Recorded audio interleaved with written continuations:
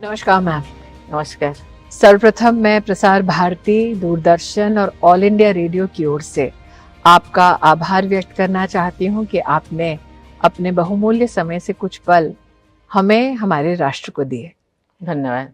Ma'am, आप तो आदी हो चुकी हैं इतिहास गढ़ने के लिए, तो आपकी अनुमति से सबसे पहले मैं ये पूछना चाहूँगी, हाल ही में हमारे देश के नागरिकों ने आपको मेट्रो में देखा, तो वो पहला अनुभव मेट्रो में राष्ट्रपति के नाते कैसा रहा आपका? देश के राष्ट्रपति भी देश का नागरिक है। मेरा मेट्रो में चढ़ने का शौक था, इच्छा था कि मैंने भी आम आदमी के तरह मैं भी थोड़ा एक्सपीरियंस करूं, मेट्रो में कैसे लग रहा है। लोग, हजारों लोग मेट्रो में जाकर अपने ऑफिस करते हैं, अपने काम पे जाते हैं। मैं भी देखना चाहती हूं कि मेट्रो का बनावट कैसा है, क्योंकि अभी जैसे लोगों का पॉपुलेशन बढ़ रहा है, हर मेट्रोपॉलिटन सिटी या ऐसे पॉपुलेटेड सिटीज में मेट्रो की ज़रूरत होती है। इसलिए लोग इसमें यात्रा कर रहे हैं तो कितने सहूलियत महसूस हो रहा है, उसको मैं फील करना चाहती हूँ, एक्सपीरियंस करना चाहती थी। ये माना जाता है भारत का मेट्रो सिस्टम विश्व का सबसे उत्तम और सबसे बड़ा मेट्रो सिस्टम बहुत ही जल्द बन जाएगा। प्रधानमंत्री मोदी विकसित भारत की बात करते हैं, लेकिन जब आप ऐसे सिस्टम्स को खुद परखती हैं, राष्ट्रपति के नाते भी, नागरिक के नाते भी, तो उस अनुभव को फिर आप क्या सरकार के साथ साझा करती हैं? जरूर मैं जो भी अनुभव करती हूँ, जो भी महसूस करती हूँ, जो भी फील करती हूँ कि सरकार का जो भी कार्य है बहुत अच्छा है या जो कार्य करना चाहिए, उसके लिए भी मैं कभी कभी उनको सजेस्ट करती हूँ। मैम, हमने देखा कि आपने मेट्रो में अपने यातायात के वक्त स्कूली बच्चों के साथ बातचीत की, विशेषतः छात्राओं के साथ हमने आपको देखा। तो एक राष्ट्रपति जो एक टीचर रह चुकी है, जब वो नन्ही बच्चियों को देखती है अपने साथ, तो कैसा लगता है? मुझे बहुत अच्छा लगा, क्योंकि बहुत दिनों से मैं छात्रों के साथ मिली नहीं थी, इस तरह के बैठी नहीं थी, क्योंकि मैं टीचर थी 97 से 94 से 97 तक। इसके बाद बच्चों से तो मैं मिलती थी, लेकिन इस तरह के बैठ के बातें करना ये मुझे मौका नहीं था। उस दिन मुझे बहुत अच्छा लगा, क्योंकि बच्चे दिल खोल के मेरे साथ बात की, गाना भी गाए और अपने स्टोरी बताए, कोई स्टोरी भी बताए। बहुत सारे बच्चे और राइटर्स भी है, कोई पोएट भी है, और वो क्या बनना चाहते हैं, बहुत सारा मस्ती भरी बातें हुई। बहुत अच्छा लगा मुझे। सेल्फी के ज़माने में क्या कोई कभी ये हिमाकत करता है कि अपने राष्ट्रपति से सेल्फी मांगे या फोटोग्राफ मांगे? ये आम बातें हैं, हर कोई समझते हैं कि जनरल पब्लिक तो वही समझते हैं कि राष्ट्रपति जैसे ही हम भी वैसे ही। इसीलिए आजकल का जो सेल्फी जमाने में मुझे कहते हैं, मैडम एक सेल्फी हो जाए, तो प्रोटोकॉल ये मना करता है, मैं नहीं करती। लेकिन जनता की भावना का आप आदर करती हैं। जरूर। बात बच्चों की निकली मैम, तो बचपन आपका जब आप याद करती हैं, और आज जिस भव्य भवन में आप हैं, ये आपका भवन है, वो यात्रा अगर मैं उसके बारे में चर्चा करूं, तो क्या कभी उस लड़की ने, जो अपने गांव में पहली लड़की जिसने कक्षा 5 के बाद भी पढ़ाई की, क्या कभी ऐसा सपना देखा था कि राष्ट्र में किसी संवैधानिक पद पर अथवा अपनी परिस्थितियों से जूझते हुए वो एक ऐसे मुकाम पर पहुंचेगी? ये सपना तो नहीं था, क्योंकि मैं एक आम लड़की थी। गांव में जैसे दूसरे लड़के थे, लड़की थी, ऐसे ही मैं भी थी, क्योंकि उनके साथ खेलती थी, भागती थी, दौड़ती थी, स्कूल जाती थी, कभी आम चुराया करती थी, कभी मौका मिलने से किसी के गांव, किसी के घर बारी पे जाके, गार्डन पे जाके गुआभा चुराया करती थी, क्योंकि कभी मौका मिले तो घंटों तो तालाबों में मैं तैरती थी, क्योंकि मैं भी उसी लड़का लड़की जैसा थी जो गाँव में रहते थे। मैं कभी भी सपने भी नहीं देखी थी कि मुझे ये बनना है और मुझे राष्ट्रपति बनना है कि मुझे कोई बड़ा ऑफिसर बनना है, क्योंकि उस टाइम बनने के लिए मेरे सोचने के लिए कोई ऐसे मौका ही नहीं था, कोई सोचते नहीं थे। हाँ, एक पढ़ाई करने से एक नौकरी करूंगी, ये मैं सोच रही थी, लेकिन राष्ट्रपति ये सोच कैसे विकसित होती है मैम एक ऐसे गांव में या एक ऐसे परिवार में जो आर्थिक संघर्षों से गुजरता है? एक जनजातीय परिवार में, गरीब अंचल में एक लड़की का जन्म होना, और जैसे कि आपने कहा कि आपका उस वक्त का सपना ये कि एक दिन पढ़ लिख कर नौकरी करूंगी। उस जमाने में तो ये सपना भी बहुत दुर्लभ होता था, बहुत कम लड़कियां ये सपना देखती थी। तो ये सोच आप में कैसे विकसित हुई? क्योंकि मेरे जो दादी थी, मेरे दादी जमशेदपुर के रहने वाली थी। जमशेदपुर मेरे गांव से 60-70 किलोमीटर दूर था। तो क्योंकि जमशेदपुर टाटा के लिए विख्यात है, वहाँ के और लोगों को देखा। खुद पढ़ा लिखा नहीं थी, लेकिन पढ़ाई का क्या मतलब होता है, पढ़ाई करने से लोग कैसे जीते हैं, और लोगों को देखा है। तो इसीलिए मुझे कहती थी कि आपको पढ़ना है, क्योंकि अब तुम तो दुनिया में लड़की बनकर आई, तो ज़्यादा संघर्ष करना पड़ेगा, इसके लिए तैयार रहना पड़ेगा। पढ़ाई भी पढ़ाई पढ़ना पड़ेगा, फिर पढ़ाई के साथ साथ काम भी, घर का काम भी सीखना पड़ेगा। पता नहीं तुम्हारे भाग्य में क्या लिखा है, लेकिन संघर्ष तो करना पड़ेगा। तो जब आपको ये बोला जाता था कि आपके भाग्य में संघर्ष है, तब आप क्या पलट कर कुछ जवाब देती थी कि नहीं, मैं संघर्षों को पार कर कर एक दिन कुछ बनूंगी? नहीं, उस जमाने में किसी को जवाब देना शायद नहीं था। मुझे लगता है कि समय के साथ साथ ये चीज़ भी मैं सीख जाऊंगी, और मुझे ये जो कार्य मुझे कठिन लग रहा है अभी, मुझे लगता है एक ना एक दिन ये मुझे सहज लगेगा, और इस काम को भी मैं कर पाऊंगी। तो जो लड़की बचपन में आम चुराया, अमरूद चुराया, उसको कभी क्या डांट पड़ी? बहुत डांट भी पड़ी, पिटाई भी पड़ी।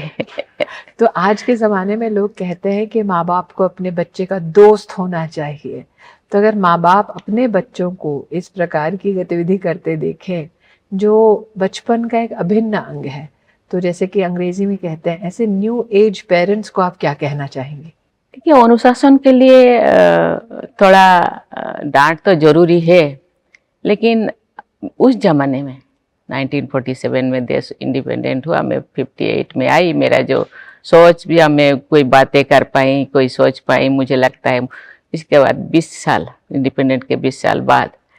तो उस टाइम पे तो हम नहीं सोच रहे थे कि बच्चों को डांटना नहीं चाहिए था, डांटना नहीं चाहिए। लेकिन अभी का जो दुनिया है, अभी का जो सिचुएशन है, बच्चे छोटेपन में ही बड़े हो जाते हैं, उनका मेंटली और मैच्योर हो जाते हैं।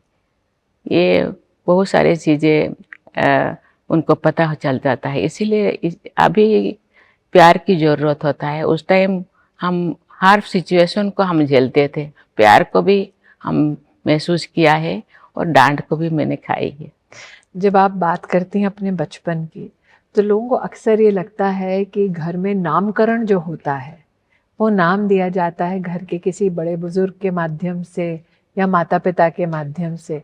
मैंने सुना है कि द्रौपदी मुर्मू, आपकी अनुमति से आपका नाम ले रही हूँ, ये नाम आपको अध्यापक ने दिया है स्कूल में, क्या ये सत्य है? ये सत्य है, क्योंकि हमारे सोसाइटी में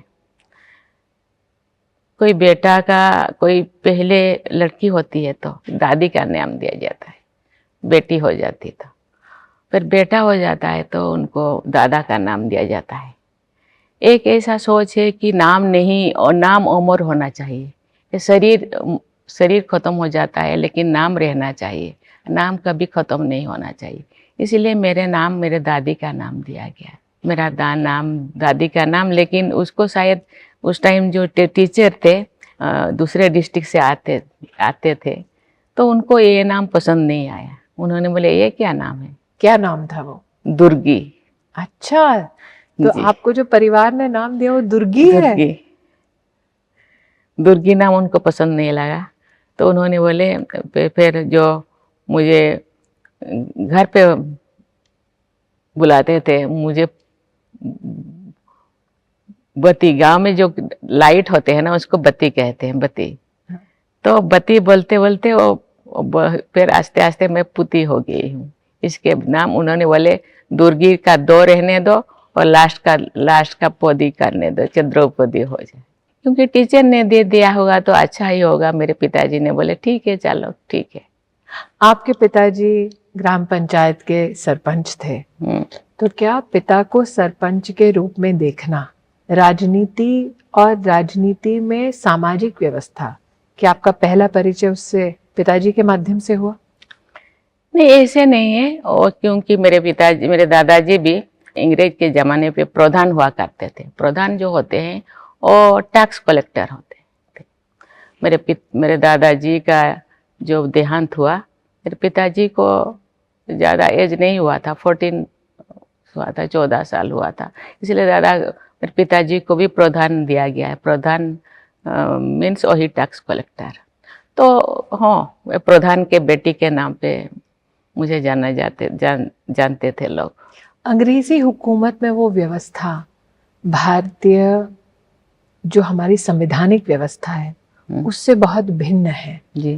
तो आज जब आप देश के सरपंचों से मिलते हैं जी, आपने अपना अनुभव ग्रामीण अंचल में देखा है जी, आप अलग अलग संवैधानिक पदों पर आसीन रही हैं, तो जब आप वो ग्रास रूट के लोकतांत्रिक इकाई से मिलती हैं तो उनसे क्या आप अपना अनुभव एक्सपीरियंस शेयर करती हैं? ब्रिटिश अमल के जो ग्राम प्रधान और अभी का सरपंच, ये बहुत ही एलियन एवन डिफरेंस है। क्योंकि अभी वो बहुत इंडिपेंडेंटली जीते हैं, बहुत स्वाधीन, क्योंकि वो इलेक्टेड होते हैं, नॉमिनेटेड नहीं होते हैं जी। वो इलेक्टेड होते हैं। मीन्स उनके बहुत ताकतवर होते हैं, उनके पास बहुत पावर रहता है और लोगों का वेलफेयर में वो अपना समय देते हैं, वेलफेयर करते हैं। इसीलिए ये बहुत इज्जतदार होते हैं।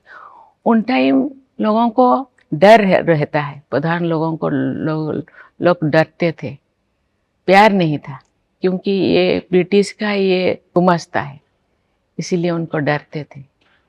लेकिन अभी वो डर नहीं है। अभी लोग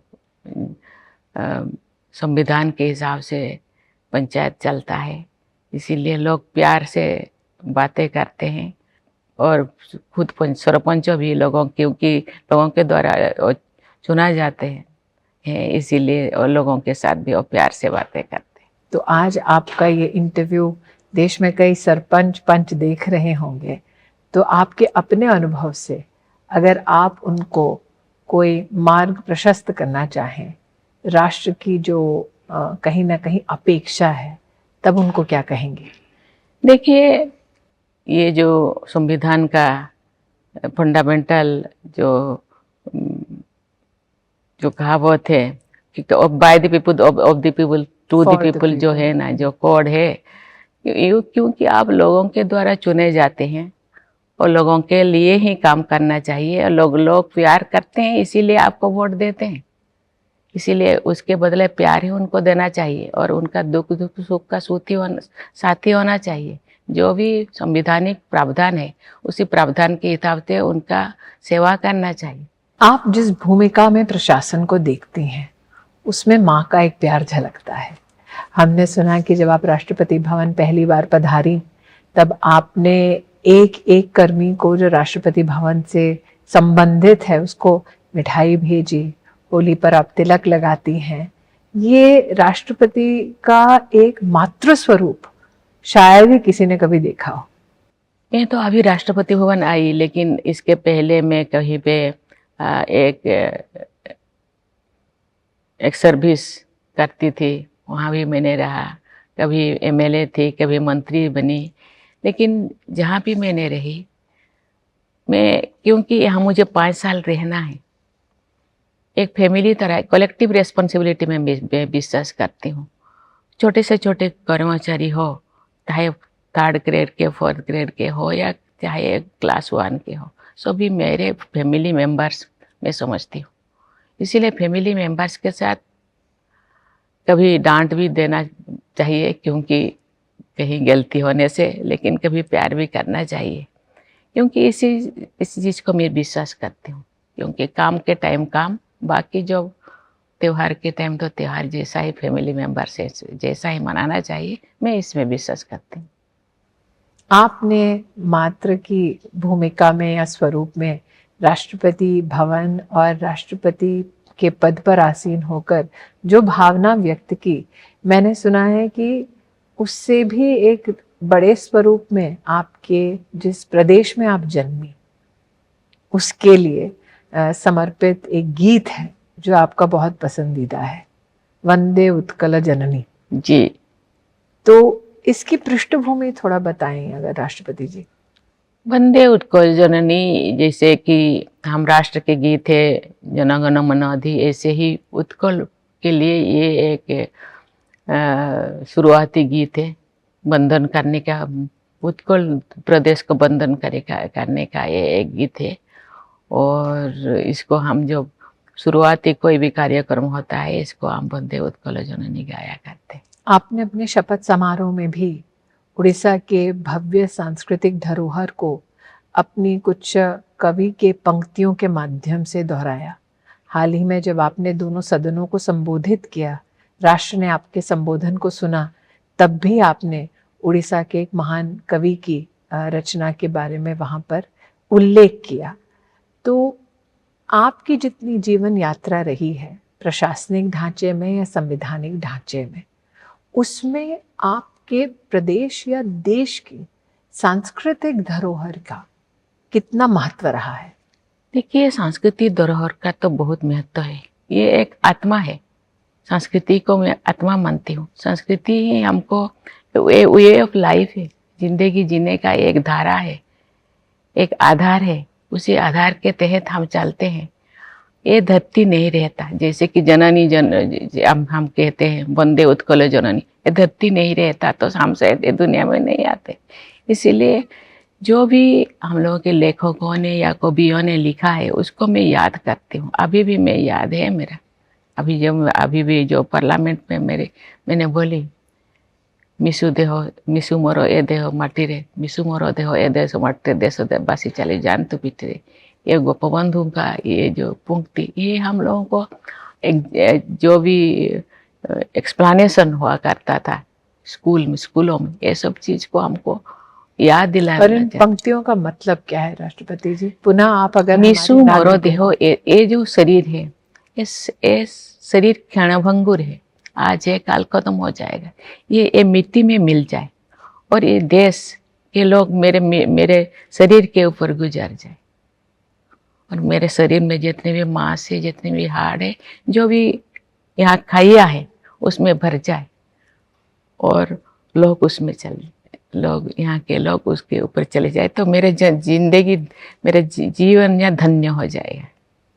ये धन्य भावना मैंने आपके चेहरे पर, क्योंकि मैं उस वक्त सदन पे थी, देखा जब आप सेंगोल के साथ आपका प्रवेश हुआ। नया भवन है संसद का, सेंगोल जो हम कई चर्चाओं में सुनते हैं कि हस्तांतरण जब हुआ तब उसका एक प्रतीक है कि भारत की सांस्कृतिक विरासत, भारत का गणराज्य, भारत का संविधान, इन सब के बीच का समन्वय और वहाँ उसके संग चलती भारत की महामहिम राष्ट्रपति। तो वो अनुभव राष्ट्रपति जी, आपने पुराना भवन भी संसद का देखा और नया भवन भी देखा, तो सेंगोल के उस अनुभव के बारे में अगर आप कुछ बताना चाहें। जरूर, उस समय का जो अनुभव तो थोड़ा अनोखा था, क्योंकि ये पहली बार मुझे प्रवेश होने का मौका मिला, वहाँ जाने का मौका मिला, स्पीच देने के लिए मुझे जा रही थी। मुझे एक अजीब सी शरीर में या मन मस्तिष्क में महसूस हुआ कि ये एक पवित्र था, क्योंकि हम ऑगस्ट हाउस, जो भी हम सदन को हम ऑगस्ट हाउस पवित्र गृह है, यहाँ 140 करोड़ लोगों का भाग्य नियंत्रण होता है जिसे, और उसी में जो सिंगुल, ये भी हम धरोहर का ही एक प्रतीक है। उसी धरोहर को सामने जो रखा जाता है, मुझे ये सत्य, न्याय, अहिंसा, धर्म का ये प्रतीक है, इस प्रतीक को सम्मान देना है। और ये अगस्त हाउस में मुझे जो प्रवेश करने के बाद मुझे जो यहाँ कुछ बोलने का जो मुझे था, तो मुझे लगता है ये भी सत्य, न्याय, अहिंसा के ही एक प्रतीक होगा, और लोगों के 140 करोड़ लोगों के विश्वास का और उनका स्वार्थ का रक्षा के लिए मुझे बोलना है। इसीलिए मुझे थोड़ा अजीब सा महसूस हो रहा है। राष्ट्रपति महोदय, हमने आपको देखा, आप बग्गी में आई और बग्गी का राष्ट्रपति भवन के साथ इतिहास अपने आप में अनोखा है। लेकिन जैसे कि मैंने कहा, आपको शायद आदत हो गई अब इतिहास रचने की। मेरी जानकारी में है कि आपने अपनी प्राथमिक शिक्षा अपने गांव में की, फिर माध्यमिक और उच्च शिक्षा के लिए आप भुवनेश्वर आई। आपने अपनी ग्रेजुएशन रमा देवी महिला कॉलेज भुवनेश्वर से पूरी की और फिर आप गई इरिगेशन डिपार्टमेंट में जूनियर असिस्टेंट बनकर। अगर मेरी जानकारी सही है तो 1979 से 1983 तक। अब जब आप इरिगेशन डिपार्टमेंट के किसी व्यक्ति से मिलती हैं, क्या यादें ताज़ा होती हैं? जब सर्विस में होती तो अभी रिटायर्ड होके 4-5 साल हुआ था। ऐसे ही मेरे जो दोस्त लोग भी अभी तो कोई नहीं होंगे अभी। लेकिन मैंने सुना कि मेरे जो इरिगेशन और पावर डिपार्टमेंट में जो मुझे यहाँ राष्ट्रपति का मैं जब शपथ ली उस दिन और मिठाई तो वहाँ बंटन होता था। तो जूनियर असिस्टेंट के नाते आपने इरिगेशन डिपार्टमेंट में सेवा भी दी। उसके बाद 1994 से लेकर 1997 तक आप श्री अरबिंदो इंटीग्रल स्कूल में रायरंगपुर में आप टीचर भी रही। तो सरकारी व्यवस्था में इरिगेशन डिपार्टमेंट में काम करना और फिर टीचर बन जाना, ये अलग अलग व्यवस्थाओं में आपने अपने आप को कैसे ढाला? देखिए, जिंदगी कहते हैं ना, जिंदगी एक बेड ऑफ रोज नहीं है। कभी कभी ऐसे बहुत सारी चीज़ें आ जाता है। मुझे नौकरी छोड़ना पड़ा। मैं गांव में गई और मेरे हस्बैंड जो बैंक ऑफिसर थे, उनका ट्रांसफरेबल जॉब था, उनके साथ मुझे घूमना पड़ा। फिर जो बच्चे बड़े हो गए तो मैंने सोचा कि मुझे कहाँ एंगेज होना चाहिए, क्योंकि बच्चे जब स्कूल जाने लगे मैं टीचर होने के लिए मैंने पसंद किया, क्योंकि ये दो काम में मेरे लिए आया। पढ़ना और पढ़ाना ये बहुत अलग चीज़ है। मेरे से तो मैं टीचर बनूंगी तो मैं खूब एक्सपीरियंस हो जाऊंगी, मैं बच्चों को पढ़ाऊंगी, खुद के बच्चों को पढ़ाऊंगी। कहते हैं शिक्षादान एक महादान होता है, शिक्षादान से बड़ा कोई दान नहीं। इसीलिए कोई ऐसे डिफरेंस मुझे, क्योंकि जब आप माइंड मेकअप करते हैं तो कोई भी चीज़ में आप घुस सकते हैं। कोई डिफरेंस कोई होता हुआ, कोई जूनियर असिस्टेंट के रूप में भी वहाँ काम किया, या टीचर के रूप में भी मैं अपने आप को ढाल लिया है। कोई भी परिस्थिति आए उसी रूप से अपने आप को ढालना चाहिए। तो आपने शिक्षिका के रूप में हिंदी पढ़ाया, उड़िया पढ़ाया, मैथ्स पढ़ाया, ज्योग्राफी पढ़ाया। आज कोई छात्र मिलता है आपको जिसको आपने पढ़ाया? जरूर। वो लोग अभी कहाँ, कोई अमेरिका में, कोई लंदन में है, कोई कहाँ, क्योंकि उन टाइम जॉब का अपॉर्चुनिटी था। सब बच्चे अभी अपने अपने जॉब में लगे हैं। वो बच्चे जब आते हैं मुझे नमन करते हैं तो मुझे बहुत अच्छा लगता है। मैं तो जब आप राष्ट्रपति बनी, आपके विद्यार्थियों का क्या रिएक्शन था? विद्यार्थी बहुत खुश है, यहाँ भी आते हैं मिलने के लिए, यहाँ भी मुझे मिलने के लिए आते हैं। वहाँ जब जाती हूँ वहाँ भी आते हैं, और बहुत दूर दूर रहते हैं, कभी कभी आते हैं मुझे मिलने के लिए। मुझे आज भी याद है कि जब आपके कैंडिडेचर की घोषणा हुई थी तो आपके प्रदेश में, उड़ीसा में, एक उत्सव का माहौल तो था ही। देश भर में उत्साह था कि पहली बार जनजातीय परिवार से एक महिला को राष्ट्र का इतना बड़ा गौरव, इतना बड़ा सम्मान मिलने वाला है। राष्ट्रपति जी, मुझे ये बताएं कि जब आपने पहली बार सुना कि आपको राष्ट्रपति पद का उम्मीदवार बनाया जा रहा है, मैंने ये सुना है कि आप तो फोन ही नहीं उठा रही थी। किसी को अपनी साइकिल पर बैठकर आपके पास आना पड़ा और बोलना पड़ा कि फोन उठाइए, शायद आपका कैंडिडेचर अनाउंस हो रहा है। क्या ये सही है? ऐसा ही है, क्योंकि मेरे जो घर जैसा है और कभी कभी टेलीफोन लगता नहीं है, कभी कभी लगता भी है। उन दिनों मैं देख रही थी सोशल मीडिया पे, मेरा तो टेलीफोन इतना स्टैंडर्ड का टेलीफोन नहीं था, लेकिन मुझे मेरे बच्ची ने बोले कि माँ तुम्हारा नाम आ रहा है, तो मैंने मेरे जो जो भी टेलीफोन को मैं अनलोन फोन में नहीं उठाती थी, और कभी कभी वहाँ नॉट रीचेबल भी होता है। तो मेरे जो एक में जो गवर्नर थी, मेरा एक पीएस, और रायरंगपुर का ही मेरा एक पीएस वहाँ एक मेडिकल स्टोर में और काम कर रहा था। तो उनका नंबर कैसे उनको मिला, उनको टेलीफोन आए, तो उन्हें बोले कि दिल्ली से फ़ोन आ रहा है, तुम आप नहीं उठा रहे हैं। तो भागे भागे आए, उन्होंने बोले उनको हाथ पाँव काँप रहा था, तो दिल्ली से फ़ोन आ रहा है, आप उठा नहीं रहे। मैंने बोली मुझे तो पता नहीं, यहाँ टेलीफोन नहीं लग रहा है शायद, और लग रहा है अभी तो मैं नहीं उठा रही, कहाँ कहाँ मैंने रखी। तो जो उन्होंने बोले ये प्रधानमंत्री जी आपसे बात करना चाहते हैं। तो प्रधानमंत्री जी मुझे क्यों बात करना सकते हैं? नहीं नहीं आप उठाइए। तो उन्होंने लगाए, वही नंबर पे लगाने के बाद दूसरे तरफ से मैंने प्रधानमंत्री जी का आवाज़ मैंने सुना। तो फिर उन्होंने बोले द्रौपदी जी आपको ये हम बनाना चाहते हैं। तो मैं तो कभी सोची नहीं थी, तो मेरे हाथ पांव पूरा सुन्न हो गया, मैं बोल नहीं पाई, क्योंकि मेरे पास टाइम भी नहीं था सोचने के लिए मैं क्या जवाब दूं। तो फिर मैंने बोली ठीक है, आप सोच रहे हैं तो आप मेरे ऊपर इतना विश्वास कर रहे हैं तो आप कीजिए। शायद ही किसी ने ये देखा हो मंजर कि राष्ट्रपति पद के लिए एक उम्मीदवार घोषित होता है और वो व्यक्ति अपने गांव के मंदिर में लोगों को मिलता है सेवा देते हुए। मैंने ये भी सुना है कि गांव के आसपास के कई गांव के बड़े बुजुर्ग 80-90 साल के शायद दौड़े दौड़े आपके गांव आए ताकि आपको एक नज़र देख लें। ये भी सुनने में आया कि किसी ने कहा कि एक बार देख लूं, इसके बाद तुम लौटोगी नहीं गांव। और सही है कि जो न्यूज में आया, न्यूज में जो लोगों को, ये शायद रात को 9 बजे, तो लोग कहाँ से उसी दिन शायद वो हम मेरे छोटे से शहर में लोग कोई सोए नहीं, सभी लोग मेरे घर के बाहर, घर के अंदर पूरा एक भीड़ लगा हुआ, एक यात्रा जैसे। साथ ही साथ मेरे जो गांव है ना, वो झारखंड से ही नज़दीक है, बॉर्डर में। झारखंड से भी आधा लोग तो झारखंड से भी चले आए। तो उन्होंने बोले कि आप तो चले जाएंगे तो अभी तो हम आसानी से मिल पाते हैं, शायद ये वाला पोस्ट हमने सुना है आपको देखने को भी नहीं मिलेगा, दूर से ही हम देखेंगे। तो इसीलिए वो लोग मुझे देखने के लिए आए, बात करने के लिए आए।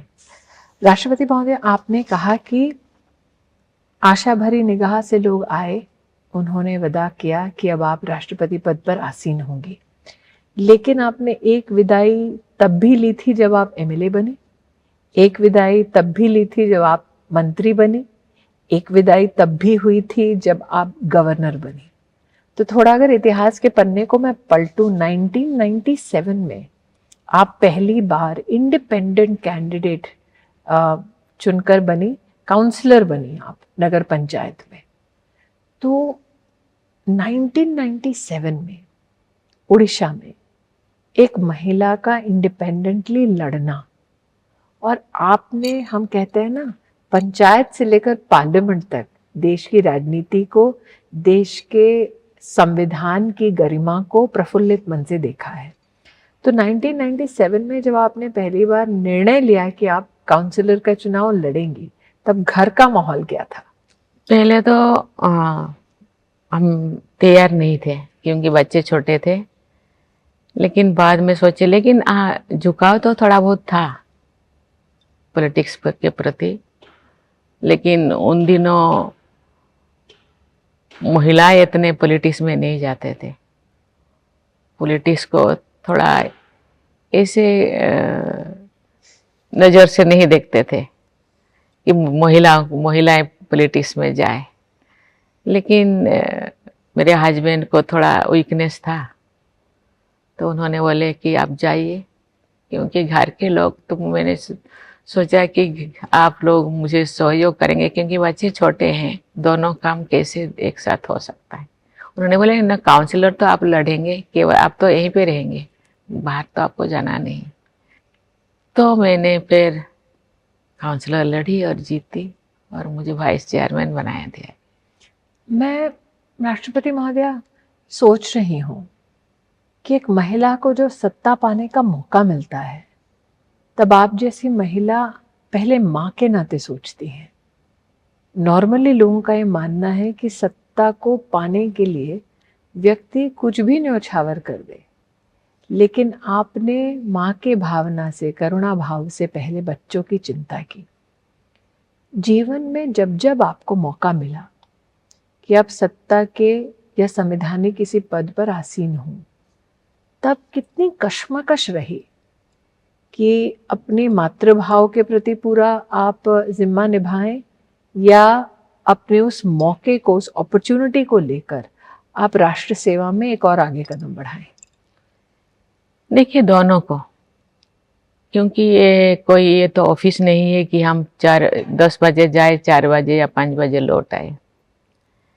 ये एक पॉलिटिक्स है, 24 आवर्स आपको 365 डेज आपको काम करना पड़ेगा, इसका कोई टाइम लिमिट नहीं है।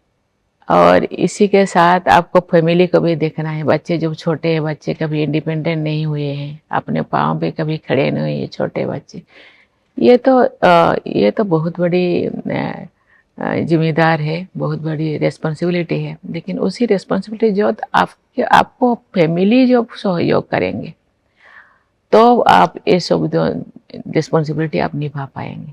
मुझे मेरे हस्बैंड ने सहयोग दिए।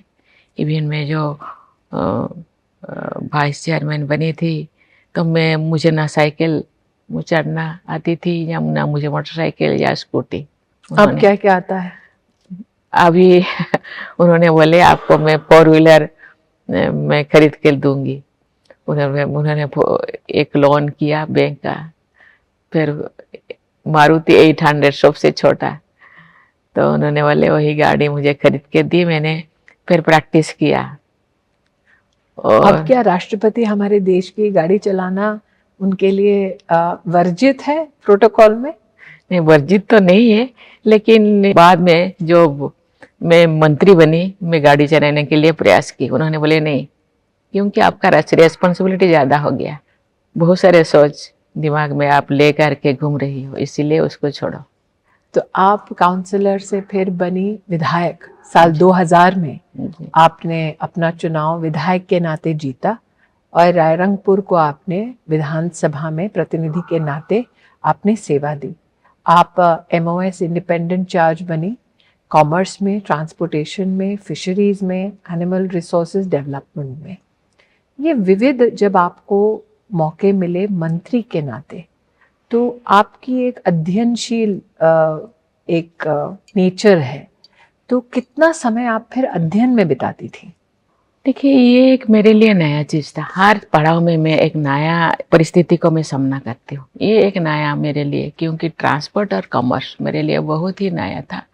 और एक महिला, क्योंकि हर चीज़ में, हर बातें में ये महिला क्या करेगी, ये क्या कर पाएगी, ये सब चीज़ें मेरे कान में गूंज रहा था। तो ऐसे कोई मुझे ना बोले कि ये कुछ नहीं कर पाएगी। तो मैंने ठान ली कि मैं हर महीने मैं रिव्यू करती थी। ये कोई विकास के लिए इनकम जनरेट कैसे आपका कलेक्शन बढ़ेगा, ये एक डिपार्टमेंट था। तो कैसे मैं एक फेयर वे में इसका इनकम को हम बढ़ा सकें डिपार्टमेंट का, और डिपार्टमेंट का भी इनको बढ़ाने के लिए क्या क्या कदम उठाने से ये बढ़ेगा, तो मैं रिव्यू करती थी। तो उस टाइम हम लोगों का 30 डिस्ट्रिक्ट था, लेकिन 18 RTO ऑफिस था। RTO ऑफिस को मैं 30 कर दिया। और चेक गेट में से भी उस टाइम ये कलेक्शन होता था, चेक गेट को भी, और चेक गेट भी 18 था, उसको मैं 23 कर दिया। अरे बहुत सारे सीपेज लीकेज को मैं खुद रात अभी आपके पास एग्जाम्पल हो सकता है, ये अश्विनी वैष्णव जी उस टाइम कलेक्टर थे। कभी कभी कलेक्टर के साथ जाके हम रेड करते थे रात भर जाके, बहुत सारे कलेक्टर। इसीलिए बहुत अच्छा मुझे एक्सपीरियंस मिला और मुझे बहुत ही जो अप्रिसिएशन मिला मुख्यमंत्री के साथ, मुझे काम करने का जुनून आ गया। ये जो अच्छा शाबाशी मिला तो मैं फिर हर चीज़ को। शाबाशी तो इस बात की भी मिली कि आपको उड़ीसा की विधानसभा में सर्वश्रेष्ठ विधायक का भी सम्मान मिला साल 2007 में। तो जब इतनी मेहनत, इतने अध्ययन के बाद अपनी विधानसभा में सर्वश्रेष्ठ विधायक का सम्मान मिलता है, तब कैसा लगता है? देखिए, मैं अपने आप को तो उसी हिसाब से मैं तैयार नहीं की, लेकिन हाँ, मुझे विधायक का, श्रेष्ठ विधायक का सम्मान मिलेगा ये सोच तो मेरा नहीं था। लेकिन हाँ, क्योंकि मैं जब सेकेंड टाइम जीती तो मुझे मंत्री पद नहीं मिला, तो मुझे मौका मिला कि हर क्वेश्चन में पार्टिसिपेट करने का, और हर संवैधानिक बिजनेस, हर बिजनेस में मैं पार्टिसिपेट करती थी। 147 जो मेंबर्स से मुझे चुना गया, इसीलिए मैं धन्यवाद देना चाहती हूँ। और कभी भी एक ट्राइबल महिला को ये सम्मान दिया गया। मैं प्रयास की थी कि एक दिन भी मैं छुट्टी नहीं करती थी, मैं सीखती थी, क्योंकि मुझे सिखाने के लिए कोई आजू बाजू कोई नहीं थे। मैं खुद सीखती थी, मैं जानना चाहती, मैं सभी डिबेट लोगों का मैं सुनती थी। आप उद्योग मंत्री के नाते भी प्रदेश की सेवा दे चुकी हैं। जब आज आप मेक इन इंडिया, आत्मनिर्भर Bharat, one district one product, प्रधानमंत्री जी के ऐसे प्रयोग नहीं कहना चाहिए, ऐसे सहयोग के लिए राष्ट्र के प्रति, ऐसी पॉलिसी के लिए जब वो मेहनत करते हैं, तो जो वर्तमान में राष्ट्रपति हैं, लेकिन जिन्होंने स्थानीय उद्योग को बहुत करीब से ग्रास रूट में देखा है, तब आत्मनिर्भर भारत के स्वप्नों को साकार करने के लिए ये जो यात्रा है, इसके बारे में क्या कहना चाहेंगे? देखिए, ये बहुत अच्छा प्रयास है। गवर्नमेंट, ये वेलफेयर कंट्री में गवर्नमेंट जनता का वेलफेयर सोचते हैं।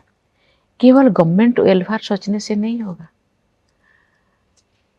हर पर्सन, जितने भी व्यक्ति अपने आप जो इंडिपेंडेंटली आगे जाने के लिए नहीं सोचेंगे तो फिर देश आगे नहीं बढ़ेगा। इसीलिए गवर्नमेंट अपने सहयोग दे रहे हैं, लेकिन खुद को भी उसी हिसाब से ढालना पड़ेगा, प्रयास करना चाहिए पड़ेगा। इसीलिए वो जो कहते हैं सबका प्रयास, सबका विश्वास, ये विश्वास गवर्नमेंट के ऊपर करना चाहिए और खुद भी प्रयास करने। इसीलिए ये दोनों का जो प्रयास नहीं रहेगा, गवर्नमेंट का भी और पब्लिक का भी, पर्सन का भी, तो फिर ये इसको मैं बहुत ही अच्छा मानती हूँ।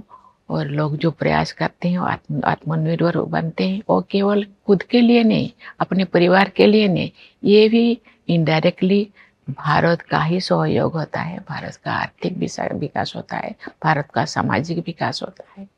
आपने अपने उद्बोधन में दोनों सदनों को अवगत कराया, राष्ट्र को अवगत कराया। 30 करोड़ महिलाओं को जो मुद्रा लोन मिला है, तो जैसे कि आपने कहा कि जब आप विधानसभा में आ रही थी तो लोगों ने कहा महिला ये क्या कर लेगी।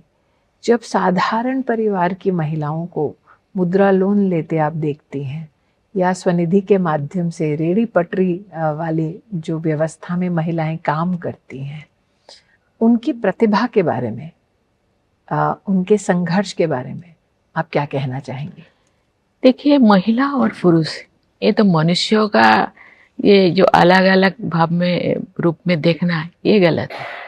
क्योंकि भगवान जो मनुष्य, महिला और पुरुष दोनों को बनाए हैं केवल शरीर अलग है, लेकिन मानसिक रूप से और आत्मिक रूप से और दोनों सशक्त हैं। लेकिन इस चीज़ को समाज पहले नहीं मानता था, लेकिन उनके अंदर भी आत्मिक शक्ति है, मानसिक शक्ति भी है, और उनको थोड़ा सा सहयोग जो मिल जाता है, मुद्रा लोन के रूप में भी हो या कोई अप्रिसिएशन के रूप में हो, उनके अंदर जो ये और ज़्यादा उनको सशक्त होने का ज़्यादा और जागरूक दिया जाता है और आगे बढ़ने के लिए प्रयास करते हैं।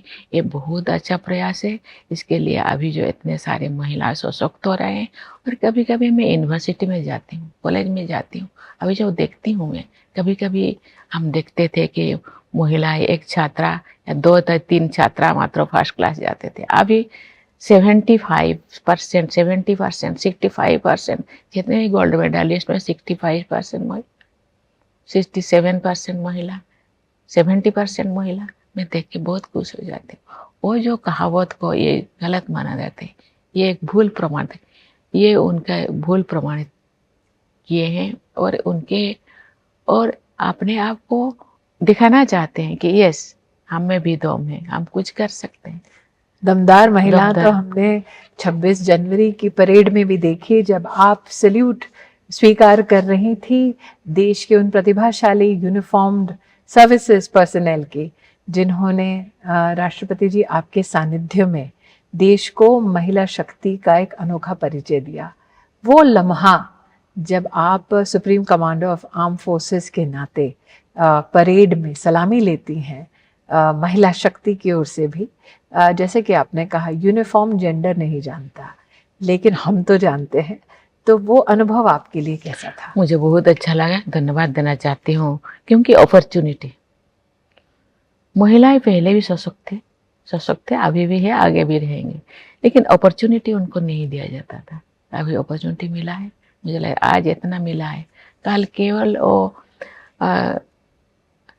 मुझे लगता है कोई भी ऐसे बार नहीं होगा, कोई भी ऐसे दीवार ना हो, कोई भी ऐसे भेदभाव ना होगा। मुझे लगता है ये 100% महिलाएं आगे बढ़ेंगे। आपने जब राजनीति की अपनी शुरुआत की थी, तब महिला का राजनीति में होना एक दुर्लभ दृश्य होता था। आपने जब काउंसलर का चुनाव लड़ा इंडिपेंडेंटली, वो भी एक दुर्लभ दृश्य होता था। आप जब उद्योग मंत्री बने, वो भी एक दुर्लभ पोर्टफोलियो था महिलाओं के लिए उस वक्त का। फिर आपने लोकसभा का चुनाव भी लड़ा, काउंसलर से लेकर लोकसभा के चुनाव तक हर पड़ाव बढ़ता ही गया, स्वरूप बढ़ता गया आपकी चुनौतियों का।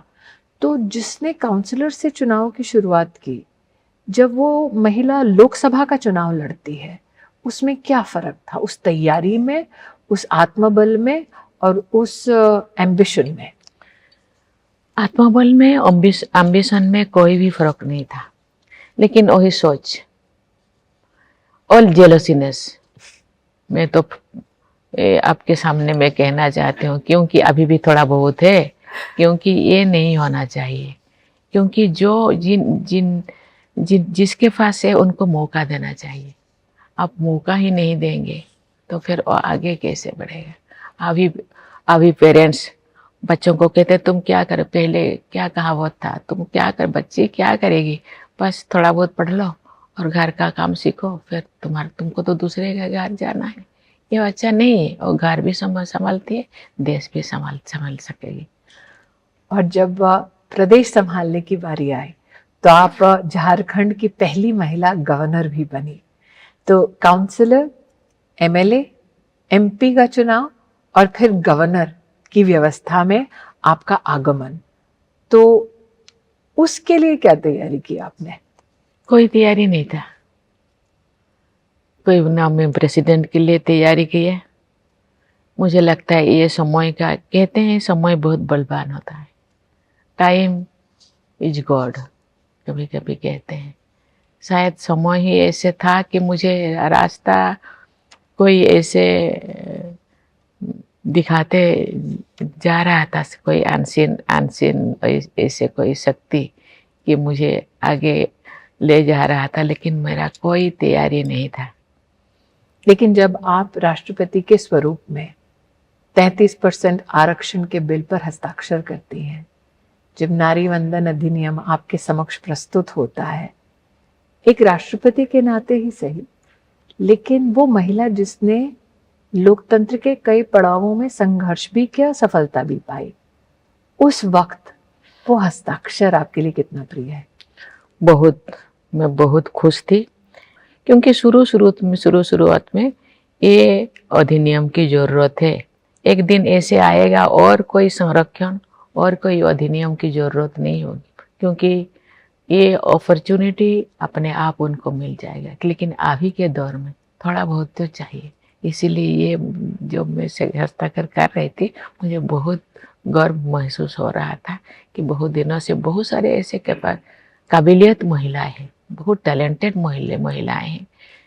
और उनका काम ऐसे, उनको काम भी मैंने देखा, क्योंकि ये एक अपॉर्चुनिटी उनको मिलेगा। जो अपॉर्चुनिटी मिलने का जो का बाद जो संसद में आएंगे, जो विधानसभा में आएंगे, तो उनका जो काबिलियत को हम देखेंगे, उस टाइम हम कुछ बोल सकते हैं कि महिलाएं क्या कर रहे हैं, क्या नहीं कर रहे हैं।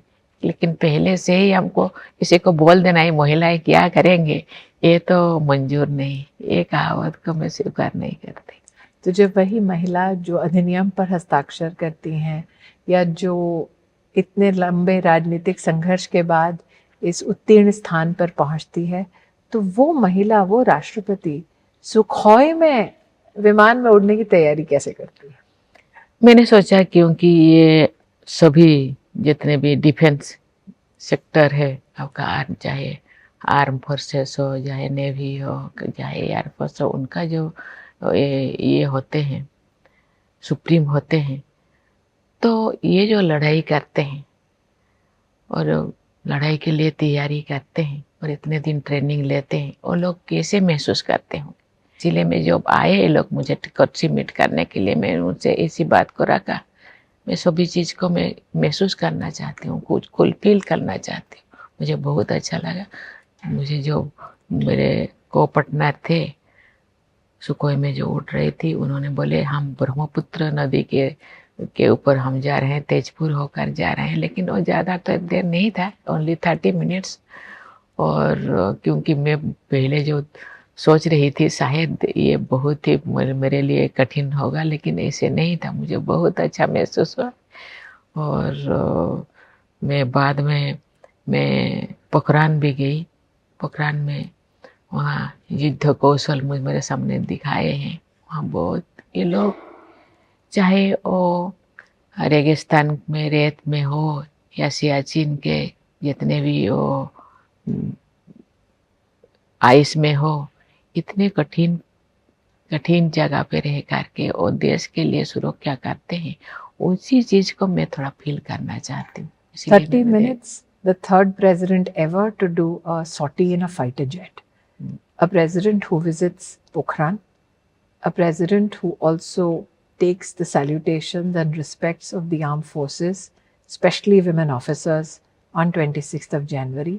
A president who says to both the houses of parliament कि अब जैसे को तैसा, ये हमारा अब एक स्वरूप हो गया है कि हम विश्व को एक परिवार, एक समुदाय मानते हैं, लेकिन अपनी सरहद की भी रक्षा करना जानते हैं सम्मान के साथ। तो गौरव की अनुभूति होती है जब महामहिम राष्ट्रपति के मुख से ऐसे शब्द प्रस्फुटित होते हैं। जरूर, क्योंकि जो जैसे व्यवहार करे, क्योंकि भारत ऐसे एक देश है से अपने तरफ से कोई किसी को आघात नहीं पहुंचाता, किसी को दुख नहीं देता, किसी को आघात नहीं पहुंचाता, लेकिन वो जैसे व्यवहार करेगा ऐसे ही उसका व्यवहार करना चाहिए। राष्ट्रपति जी, आपने आसमान चीरा और आप 2 किलोमीटर चली भी जगन्नाथ मंदिर तक, ताकि आप आदर सहित प्रभु के चरणों में प्रणाम कर सके। मैंने सुना है कि जगन्नाथ तुम में बड़े छलिया, ये गीत आपका बड़ा प्रिय है जी। जगन्नाथ जी को छलिया क्यों बुलाते हैं?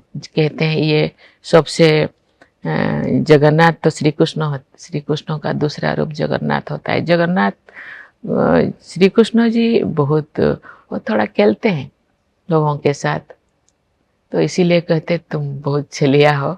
लेकिन नीलाचल बिहारी तुम्हें बनोमाड़िया भी कहते हैं, क्योंकि भगवान को काड़िया भी कहते हैं। तो ये कहा जाता है कि प्रभु की जो विस्तार में होली होती है वो उत्तर प्रदेश में लाठी के साथ भी होती है होली के उत्सव में, और आप कहती हैं छलिया भी होते हैं। लेकिन राष्ट्रपति जी, मैं एक व्यक्तिगत सवाल पूछ रही हूँ जो शायद ही आपसे कभी सार्वजनिक पूछा गया हो। आपने अपने जीवन साथी को खोया, अपने 2 बच्चों को खोया, राजनीति में तो एक अमिट छाप छोड़िए, लेकिन एक महिला जनप्रतिनिधि इस दुख को सहन कैसे करती है और आगे कैसे बढ़ती है? हम जो मुझे कोई ने पूछा आपका केवल पॉजिटिव साइड है, मैंने बोली नहीं। पॉजिटिव साइड को लोगों ने सुनने के लिए ही इच्छुक रहते हैं, कोई नेगेटिव साइड को सुनने के लिए कोई इच्छुक नहीं होते। मैं भी इंसान हूँ, मैं भी रोती हूँ, हर चीज मैं भी फील करती हूँ, लेकिन मैंने बहुत चीज मैं खोया पाया। मैं प्लस माइनस जीरो हूँ। मैं अभी भी मैं अपने आप को ही समझती हूँ, लेकिन जब तक जी हूँ मुझे अच्छी तरह जीना चाहती हूँ। अच्छा जीने के लिए क्या चाहिए, तो मैंने ढूंढा रास्ता, एक ढूंढा कि मैंने तो जो मैं डिप्रेशन में थी, तो मुझे कोई ने आके बोले कि आपको योगा करना चाहिए, जिंदगी को जीना चाहिए, क्योंकि लास्ट ब्रीदिंग तक मुझे जीना है। तो लास्ट ब्रीदिंग तक जीने के लिए तो ऐसे तो जीना नहीं, रो रो के जीना तो ठीक नहीं। तो इसीलिए योगा शुरू किया, मेडिटेशन शुरू किया। तो जब मेडिटेशन किया तो स्टावल आया मेरे जिंदगी में। जो भी आए, दुख हो आए, सुख हो, दुख भी आपका सुख भी आपका, आप ही बनाए हैं। राष्ट्रपति जी, हमने आपको देखा एक माँ के स्वरूप में राष्ट्रपति के पद पर आसीन होते हुए। हमने देश के प्रधानमंत्री को देखा जिन्होंने अपने माँ को खोने के बाद, तुरंत अंत्येष्टि के बाद, राष्ट्र सेवा में कोई बाधा नहीं आने दी। ऐसा क्या है आप दोनों में जो व्यक्तिगत लॉस झेलने के बाद भी राष्ट्र के कार्य से कभी भी विचलित नहीं होता? कोई नहीं, कहते हैं सेवा में ही मेवा मिलता है, क्योंकि आप अपने आप को एंगेज कर देना चाहिए। क्योंकि जब आप दिमाग से खाली रहेंगे तो बहुत सारी चीजें आपके दिमाग में, कोई नेगेटिव चीजें घर कर जाएगा। इसीलिए नेगेटिव चीज को आने नहीं देना, पॉजिटिव सोचना और पॉजिटिव दिशा में जाना, यही ध्येय होना चाहिए। नहीं तो वो नेगेटिविटी आपकी जिंदगी में घर कर जाएगा, वो आपको खोखला कर देगा। प्रधानमंत्री देश के सभी नागरिकों को परिवारजन कहते हैं।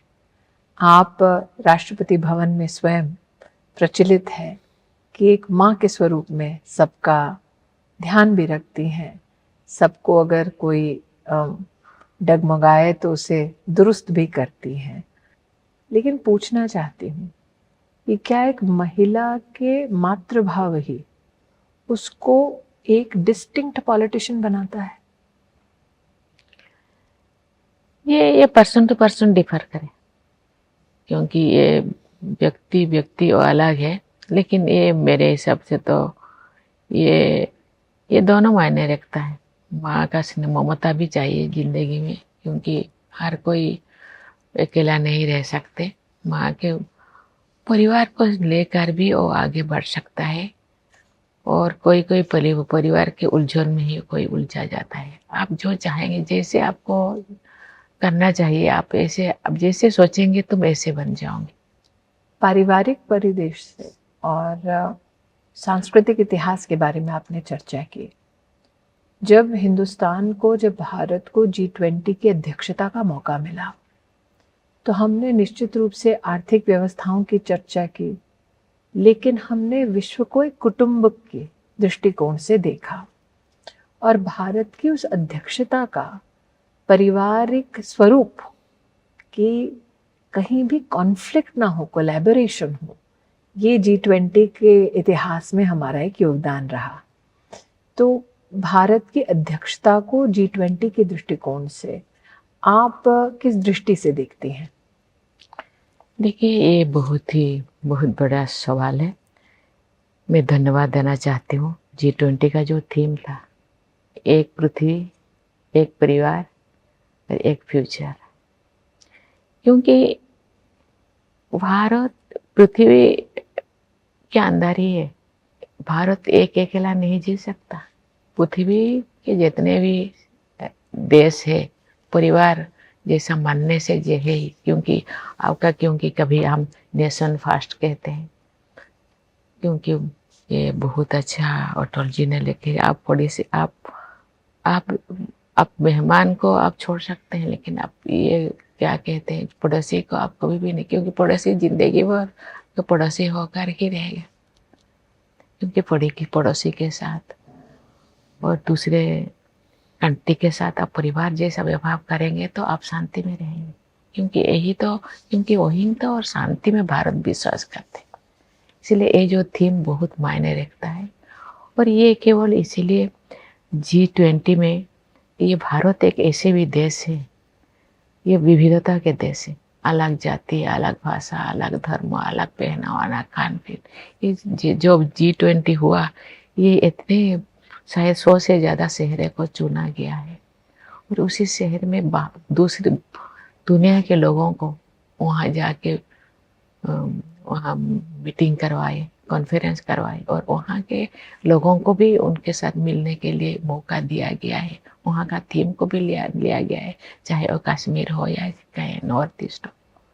ये एक बहुत बड़ा चीज़ है। ये केवल टूरिज्म के लिए नहीं है। भारत एक विकास देश है, भारत एक विशाल हृदय का देश है। और ये महिलाओं को भी जैसे केवल वुमेन डेवलपमेंट नहीं, वुमेन लेड डेवलपमेंट के बारे में दुनिया को बताने के लिए प्रयास किया गया और अफ्रीकन यूनियन को भी उसको शामिल किया गया परमानेंट मेंबर के रूप में।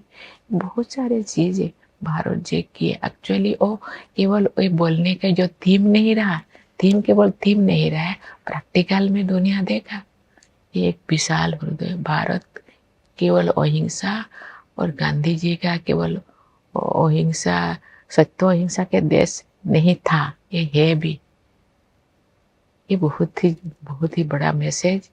ये भारत के प्रति लोगों का सोच, भारत के प्रति लोगों का सम्मान ये बढ़ा हुआ है और आज लोग भारत को देख रहे हैं, चाहे वो साइंस, टेक्नोलॉजी, हर चीज में। जब आप राष्ट्रपति के स्वरूप में विदेश यात्रा पर रहती हैं अथवा जब आप राष्ट्रपति भवन में कई वैश्विक नेताओं को आमंत्रित करती हैं भोज के लिए अथवा वार्ता के लिए, भारत के बारे में अब ऐसी क्या चर्चा आप अंतर्राष्ट्रीय स्तर पर सुनती हैं अथवा अनुभव करती हैं? देखिए, ये तो हर कोई भारत को तो अप्रिशिएट करते हैं, क्योंकि ये आके प्रेसिडेंट से मिलते हैं, वाइस प्रेसिडेंट से मिलते हैं, प्रधानमंत्री से मिलते हैं, बहुत सारे एक्सटर्नल अफेयर्स, बहुत सारे बिजनेस कम्युनिटी से मिलते हैं, क्योंकि सभी जो मिलते हैं और आके मुझे बोलते हैं कि नहीं ये लोग सब मिले, हम लोगों को बहुत अच्छा लगा। कोई भी ऐसे देश नहीं है कि भारत को प्रशंसा नहीं करके नहीं गई है, सबको प्रशंसा करते। और इसीलिए मैं उनको कहती हूँ भारत एक वसुधैव कुटुंबकम में विश्वास करते, भारत पूरा विश्व को परिवार के रूप में देखते हैं। इसीलिए आप तो हम लोगों के मित्र देश है। आपको हम कोई भी मुद्दा हो आप भारत के साथ साझा कीजिए हम उनको, क्योंकि कभी ये जो कोविड-19 में जैसे भारत ने सबका ख्याल रखा, बहुत सारे देश, हमारे बच्चे भी वहाँ फंसे हुए थे, जो युद्धों में दूसरे देश का बच्चे भी फंसे हुए थे, उनको भी सारा सहारा दिया। श्रीलंका हो, कहीं पे हो, विपदा के टाइम उन्होंने आगे हाथ बढ़ा रहे हैं। तो हर चीज़ के लिए वो कैसे भी कंट्री हो, कैसे भी उनका मोटिव हो, लेकिन ये मन मस्तिष्क को बाद में वो चेंज हो जाता है। इसीलिए मैं उनको कहती हूँ आप अपना जो भी मुद्दा है आप भारत के साथ शेयर कीजिए, हम प्रयास करेंगे अपना मित्रता, अपना बंधुता को उसको निभाने के लिए हम प्रयास करेंगे। एक तरफ आप भारत का ये विराट स्वरूप, इसके बारे में चर्चा भी करती हैं, इसके प्रतिनिधि भी आप हैं। दूसरी ओर प्रधानमंत्री जनमन जैसा जब कार्यक्रम आता है, क्योंकि आप आदिवासी अंचल में पली बढ़ी, आपने संघर्ष आदिवासी समुदाय के लिए भी किया, राष्ट्र में कई विषयों पर आपकी विशेष एक योगदान रहा है। लेकिन जो सबसे वल्नरेबल ट्राइब्स हैं, जिनकी जनसंख्या शायद 25 से 30 लाख भी नहीं होगी, जब राष्ट्र के प्रधानमंत्री मात्र उनके लिए कोई प्रयास करते हैं तो आपके मन में क्या भावना जागृत होती है? मैं तो प्रधानमंत्री जी को पहले धन्यवाद देना चाहती हूँ। मैं जो गवर्नर थी, मैं भी इतने मुझे जानकारी नहीं था। जब गवर्नर बनी, गवर्नर कॉन्फ्रेंस हुआ और मुझे कन्वीनर बनाया गया कि जितने भी ट्राइबल डोमिनेटेड स्टेट का गवर्नर का मुझे कॉन्वेनर बना गया। उस टाइम मुझे पता चला कि बहुत सारे ऐसे वनरेबल कम्युनिटीज है, छोटे छोटे ग्रुप्स है, वो अभी भी उसी जिंदगी जीते हैं जो 200 साल 100 साल पहले लोग जीते। तो बहुत दिनों से मेरा मन में था कि उनके लिए ठीक मैंने कैसे बेहतर जीत, क्योंकि जैसे नारा है सबका साथ, सबका विकास, सबका प्रयास, सबका विश्वास, क्योंकि सबका विश्वास, सबका साथ होना है तो इनका भी साथ होना चाहिए। मैं जो इसी बात को सामने रखा तो उनको तुरंत, क्योंकि उन्होंने उसको एक्सेप्ट किया और उनके लिए एकदम स्वतंत्र मिशन मोड में एक काम शुरू किया। इसीलिए मैं उनको धन्यवाद देना चाहती हूँ, क्योंकि कोई भी पीछे न रह जाए, कोई भी ऐसे छूट न जाए हर चीज़, क्योंकि उनके लिए व्यवस्था होता है, लेकिन चैनल ना एक हम लोगों का जो गवर्नमेंट चैनल उनको उन तक नहीं पहुंचता। इसलिए स्पेशल मिशन मोड में इस चीज़ को और जो एक्सेप्ट किया, इसीलिए उनको जितने भी धन्यवाद दो कम होगा, क्योंकि जो लोग यही तो होना चाहिए, जो लोग ये सामग्रिक विकास और सबका विकास, क्योंकि जो पीछे हैं उनको भी आगे आना है। राष्ट्रपति महोदय, आप न सिर्फ पहली जनजातीय समाज से महिला जो चुनी गई राष्ट्रपति पद की उम्मीदवार के नाते और राष्ट्रपति बनी, बल्कि साथ ही आप हमारे देश की शायद यंगेस्ट प्रेसिडेंट हैं। मुझे तो पता नहीं, हो सकता है। और ये भी आपका, जैसे कि आपने कहा कि इतिहास है कि भारत स्वतंत्र हुआ, उसके बाद आपका जन्म हुआ। प्रधानमंत्री जी ने कल ही सदन में भी कहा कि भारत स्वतंत्र हुआ, उसके बाद आज़ाद भारत में उनका भी जन्म हुआ। जब आप प्रधानमंत्री जी से चर्चा करती हैं, आप दोनों का जीवन संघर्षों वाला जीवन रहा है। आप दोनों का जीवन राष्ट्र को समर्पित और समाज को समर्पित जीवन रहा है। तो निश्चित रूप से जो सुनने वाले हैं या जो दर्शक हैं, उनको ये जिज्ञासा जरूर होगी कि दो लोग जो ग्रामीण अंचल से और जीवन में कभी भी उनके गांव के अपने निवासियों ने नहीं सोचा होगा, जब वो लोग अपने गांव लौटते हैं तो मंजर कैसा होता है। मैंने देखा है, मुझे आज भी याद है कि जब आप लौटी थी राष्ट्रपति बनने के बाद, भीड़ की भीड़ उमड़ कर आई थी, तो वो गांव आज आपको कैसे याद करता है? अभी राष्ट्रपति बनने के बाद मैं 2 बार गांव गई थी, तो मैं घर पे ही ऐसे तो व्यवस्था किया गया था, लेकिन मैं घर पे ही रही। घर पे भी भीड़ था, हर भीड़ में ही रही, मुझे वही प्यार मिला। और तो एक बात पूछूं, दुर्गी बुलाने वाला कोई गांव में है क्या? नहीं, अभी नहीं है, क्योंकि मैं बड़ी हूँ, सबसे बड़ा हूँ, क्योंकि नाम है नहीं देते, मुझे दीदी बुलाते हैं यार कोई, क्योंकि ये नाम पूरा सब भूल गए हैं, मुझे अभी यही नाम पे चलता है। तो जब आप गांव लौटी, क्या उस मंदिर में गई जहां पर आप तब सेवा दे रही थी जब आपका नाम घोषित हुआ? जरूर, क्यों और रास्ते में ही है। और जो उसके बाद भी मैं गई थी वहाँ, जाके फिर सेवा की। तो मंदिर के जाते आते उसी भक्त को वापस देखा राष्ट्रपति के स्वरूप में। मैं अक्सर सोचती हूँ राष्ट्रपति जी, जब आप मंदिर गई या फिर जब आपने भी उल्लेख किया अपने राष्ट्रपति उद्बोधन में सदन में भव्य राम मंदिर के बारे में, तो मुझे याद आता है कि आपका बहुत प्रिय गाना है, पायो जी मैंने राम रतन धन पायो। तो अपनी स्पिरिचुअल जर्नी को जब आप देखते हैं, आपने कहा कि संघर्षों से आप गुजरते वक्त आपने स्पिरिचुअलिटी का सहारा लिया, और जब आप हमारी सिविलाइजेशनल स्ट्रेंथ को, भव्यता को, हमारी संस्कृति की आधुनिक भारत में देखते हैं कि 4 धाम में इंफ्रास्ट्रक्चर की व्यवस्था हो रही है, काशी कॉरिडोर बन रहा है, वहाँ 8 करोड़ लोग सालाना जाते हैं, महाकाल का कॉरिडोर बन रहा है, वहाँ 5 करोड़ लोग जा रहे हैं, अभी रामलल्ला विद्यमान हुए हैं अपनी इच्छा से एक भव्य मंदिर में, सुनने में आया कि 13-14 लाख दर्शनार्थी दर्शन कर चुके हैं। तो संस्कृति की धरोहर, आधुनिक भारत में उसकी भव्यता, और साथ ही एक नागरिक के नाते हम जब चारों धाम जाते हैं, प्रधानमंत्री जी स्वच्छता की बात करते हैं, तो हमारी क्या जिम्मेदारी बनती है अपनी संस्कृति के प्रति, अपने धामों के प्रति? देखिए वो बहुत अच्छी बात है। जो ये जितने भी धाम बनाया गया था उस टाइम उन दिनों बनाया गया था, कभी कोई 700 साल पहले, कभी 500 साल पहले, कभी 400 साल पहले। उन दिनों जो जो जरूरत जो था उसी हिसाब से बनाया गया था। अभी पॉपुलेशन बढ़ रहा है लेकिन लोगों का आस्था, कहते हैं, मैं इसीलिए स्पिरिचुअलिटी की बातें करती हूँ, कहते हैं ये जो युग होता है कि कभी कहते हैं सत्य युग, त्रेता युग, द्वापर युग, सत्य और कली युग। मुझे लगता है जैसे हम वीकली हम चेंज होते हैं, सोमवार मंगलवार बुधवार ऐसे चेंज होता है, ये भी जैसे सीजन चेंज होता है, मुझे लगता है योग भी परिवर्तन होता है। परिवर्तन के हिसाब से ये हम, लेकिन हम लोगों का जो आस्था और विश्वास कभी परिवर्तन नहीं होता। आस्था विश्वास स्पिरिचुअलिटी के ही, परमात्मा का ही अंश है, तो है, इसीलिए हम लोग झुकाव तो उस तरफ है ही।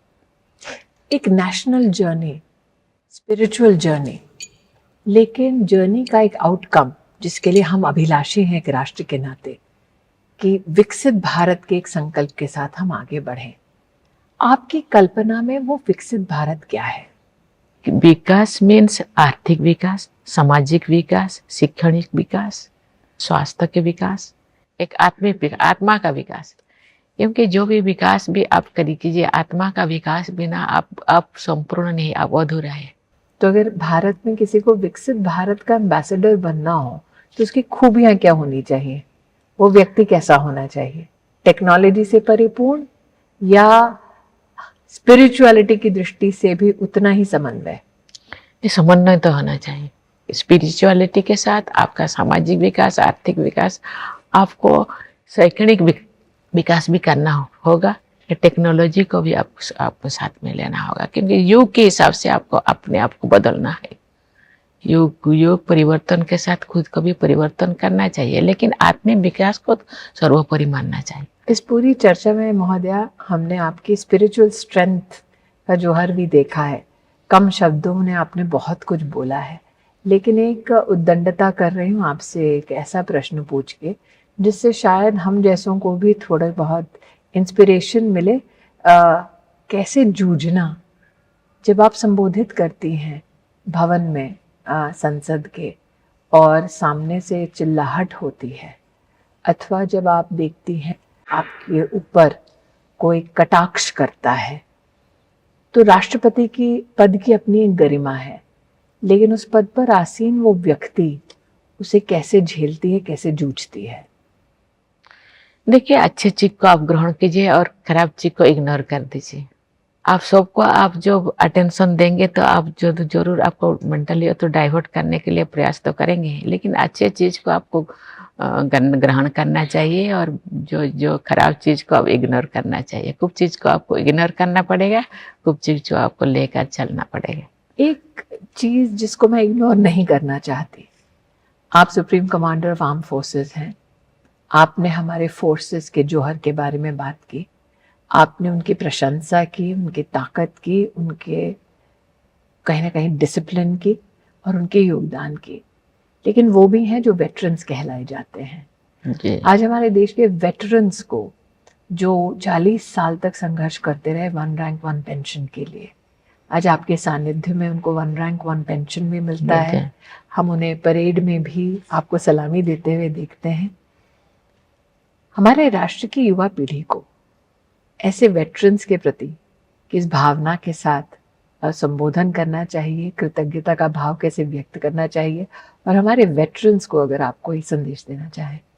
जरूर, क्योंकि जो लोग हम देश के सुरक्षा करते हैं उन लोगों को सुरक्षा करने का दायित्व हम लोगों का, इसीलिए गवर्नमेंट ने उनकी बातें सुनी, इसीलिए गवर्नमेंट को मैं धन्यवाद देना चाहती हूँ। और युवा पीढ़ी को मैं बोलना चाहूँगी कि देश, ये नेशन फर्स्ट, देश पहले, देश के लिए मर मिटना किसी लिए, कभी देश के लिए लड़ाई, आज 75 ईयर्स हो गए, देश के लिए बहुत से लोगों ने इस मिट्टी के लिए अपना खून बहाए, इस मिट्टी को स्वतंत्र करने के लिए अपने आप को निछावर देश है तो हम है, इसलिए देश के लिए, देश को पहले मानना चाहिए, नेशन फर्स्ट को लेकर के आगे बढ़ना चाहिए। आज महामहिम राष्ट्रपति जी, आपने अपना बहुमूल्य समय हमें दिया, राष्ट्र अब भी आपको सुन रहा है। आपने मात्र राष्ट्रपति भवन के सभी कर्मियों को नहीं बल्कि राष्ट्र को परिवार की दृष्टि से देखा है। परिवारजन मात्र प्रधानमंत्री नहीं कहते, बल्कि आप भी कहती हैं और आप उसी दृष्टिकोण से सबको संबोधित भी करती हैं। जाने से पहले आपके नागरिक आपका संदेश सुनना चाहेंगे। वर्ष 2024 में एक ऐतिहासिक निर्णय पुनः हमारे पास आएगा, जब हम वोट के माध्यम से राष्ट्र के प्रति अपने दायित्व का निर्वहन करेंगे। आपका आपके नागरिकों के प्रति क्या संदेश है? देखिए, ये देश हम सबका है। देश के लिए सोचना हम सबका दायित्व है। देश को अच्छा बनाना हम लोगों का दायित्व है। इसीलिए मैं सबको कहना चाहूँगी, देश को आगे लेने के लिए हम लोगों का सहयोग, हम लोगों का प्रयास और देश को बनाने दायित्व आप लोगों का है। इसीलिए देश को बनाने का दायित्व भी आपका जो जरूर है। इसीलिए देश को बनाने के लिए जो कुछ चाहिए, इसको आप सोच समझ कर आप देश को बनाने के लिए कदम उठाइए। राष्ट्रपति महोदया, आपने हमें अपना समय दिया। हम इच्छुक हैं कि आपसे और भी बातें करें, लेकिन जानते हैं कि आपका समय बहुमूल्य है। Thank you. आपके शुभाशीष हमको प्राप्त हुए, उसके लिए मैं देश की ओर से आपका आभार व्यक्त करती हूँ। धन्यवाद। पहली बार आपने देश के राष्ट्रपति के साथ इसी तरह बात की है, इसीलिए आपको मैं धन्यवाद देना चाहती हूँ।